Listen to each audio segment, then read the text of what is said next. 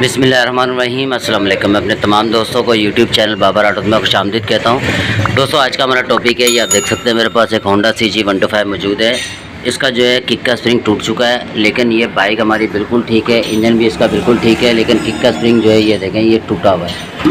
ये देखें, अब किक नीचे करी तो ये नीचे रह गई है, बिल्कुल इसका स्प्रिंग जो है ये टूटा हुआ है। ठीक है, और अगर इंजन बाइक का ठीक है और किक का स्प्रिंग की हाल फिलहाल कैसे सेटिंग कर सकते हैं, तो ये एक मैंने क्लच वायर और एक घुंडी इसके अंदर लगाई है।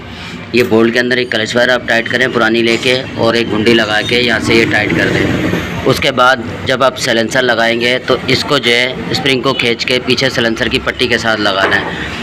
और ये स्प्रिंग जो है दोस्तों ये साइड स्टैंड का स्प्रिंग है, ब्लैक वाला स्प्रिंग लगाएं हार्ड वाला, ताकि किक जो है वो नॉर्मली ऊपर आ सके आराम से।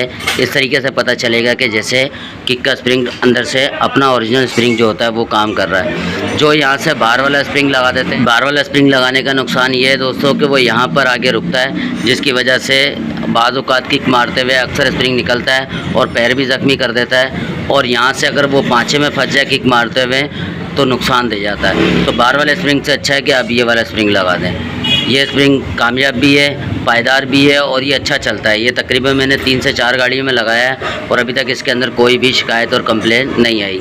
इस बाइक के अंदर भी कम से कम लगाया हुआ है दोस्तों, कम से कम 1.5 से 2 महीने हो गए, लेकिन अभी तक ये बिल्कुल सही चल रहा है। इसके अंदर किसी भी किस्म की कोई भी मसला मसाइल नहीं आया।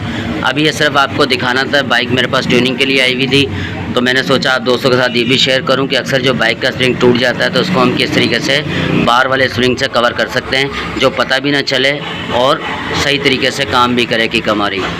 तो अभी हम सलेंसर वगैरह फिट करेंगे, उसके बाद ही आपको मैं लगा के दिखा दूंगा कि किस तरीके से हम सलेंसर के साथ इसको अटैच करते हैं। दोस्तों सलेंसर लगाते हुए बिठाने से पहले सलेंसर इसको स्प्रिंग को इस तरह खींच के पट्टी के साथ यहाँ पर इस जगह पर बिठा देंगे।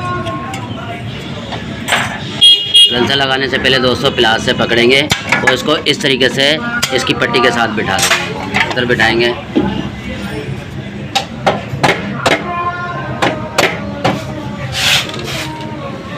जो हमारी किक है दोस्तों ये बिल्कुल सही काम करेगी। ये देखिए,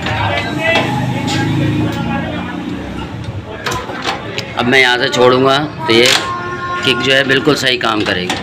ये देख रहे हैं, ये स्प्रिंग बिल्कुल सही काम करेगा, इसमें कोई भी किसी भी किस्म का मसला जो है वो नहीं आता, और स्प्रिंग जो है वो इस तरीके से बिल्कुल पट्टी के साथ आ जाता है। तो ये ऐसे मालूम होता है कि जैसे कि इसके अंदर वाला स्प्रिंग काम कर रहा है, लेकिन ये हल्का सा यहाँ से सिर्फ ये नज़र आता है, और बाकी ये माशाल्लाह से 2 महीने हो गए कि इसके अंदर कोई भी किसी भी किस्म का मसला नहीं आ रहा।